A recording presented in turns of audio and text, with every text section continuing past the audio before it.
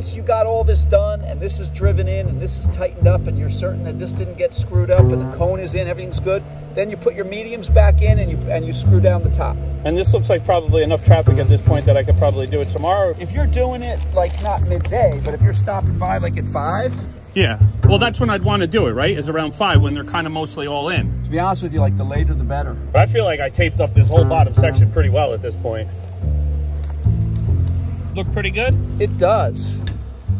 I mean, there's always going to be some diehards, but nobody's going anywhere. They can't get anywhere.